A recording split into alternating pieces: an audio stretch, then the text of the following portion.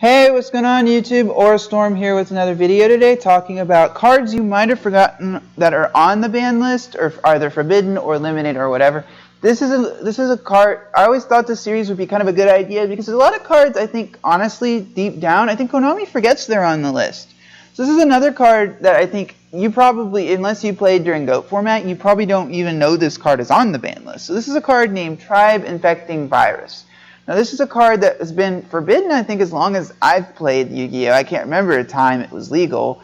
You know, keep in mind, I didn't really play competitively way back when I was a little younger. I really started playing the competitive game around Dragon Ruler format. So basically, I didn't even realize this card was a thing. So when I actually looked at the ban list and read this card, I was like, this card could probably come back. So this card is a level 4 Aqua type monster that reads as follows. Discard one card from your hand and declare one type of monster. Destroy all face-up monsters of the declared type on a field. So this effectively is a dark hole that requires you to discard one card.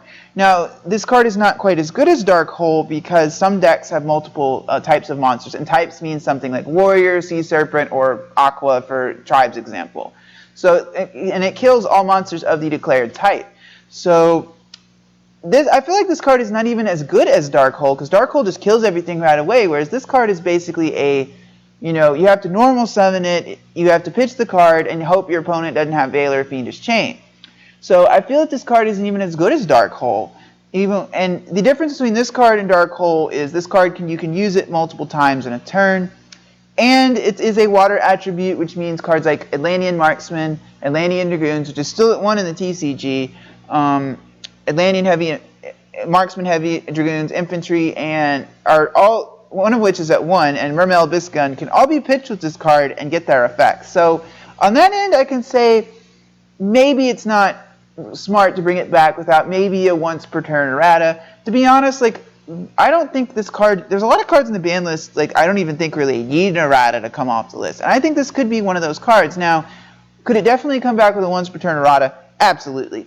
Completely fair card. It costs you hand resources, which, again, from my perspective, that's one of the reasons I think this card would be good in Mermails, but I would see maybe it'd be an extra copy of Dark Hole. I mean, in my opinion, I don't see that the card is really broken anymore. In a format where we have Raigeki has come off the list, we have 2 Dark Holes, you know, I feel that in a format where destruction isn't quite as good as it used to be, you know, Tribe could probably come off the list without an errata just to test, and if it's unfair, you know, ban it. But could it be reprinted next year in a Premium Gold 3 and get it an errata and once per turn and come off the list? Absolutely. Take it off the list. But anyway, guys, I'd like to thank you for watching this video today. I really appreciate it when people watch my videos. Tune in on Tuesdays, Thursdays, and Fridays for more Yu-Gi-Oh! Content. And if you like what you saw from this video, please subscribe. It's Aura Storm, signing out.